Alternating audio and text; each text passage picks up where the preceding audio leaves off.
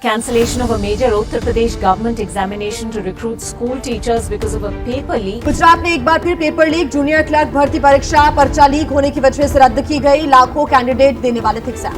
Paper leak को लेकर MP, UP, Rajasthan, Bihar जैसे राज्य पहले से ही विवादों में रहे हैं, बदनाम रहे हैं।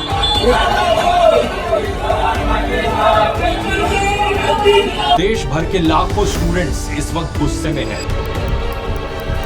తెలంగాణలో కొలువుల జాతర జోరందుకుంది. త్వరలో మరో 55,418 పోస్టులను భర్తీ చేసేందుకు రేవంత్ ప్రభుత్వం రంగం సిద్ధం చేస్తుంది. తెలంగాణలో కొలువుల జాతర కొనసాగుతుంది. 11,000 కొత్త టీచర్లకు నియామక పత్రాలు అందించిన సీఎం రేవంత్ రెడ్డి. 7,000 నర్సింగ్ పోస్టులు నింపి ఉద్యోగాలు ఇచ్చిన కాంగ్రెస్ ప్రభుత్వం. 16,000 పోలీసు జాబులు ఇచ్చిన రేవంత్ రెడ్డి ప్రభుత్వం. నేడు నియామక పత్రాలు అందజేసిన సీఎం. ఎప్పటి నుండో ఎదురు చూస్తున్న గ్రూప్ 4 ఉద్యోగాలు వచ్చాయి. సీఎం రేవంత్ చేతుల మీదుగా నియామక పత్రాలు అందుకున్న 8,000 మంది అభ్యర్థులు. 8,000 మందికి గురుకుల ఉద్యోగాలు ఇచ్చిన కాంగ్రెస్ ప్రభుత్వం.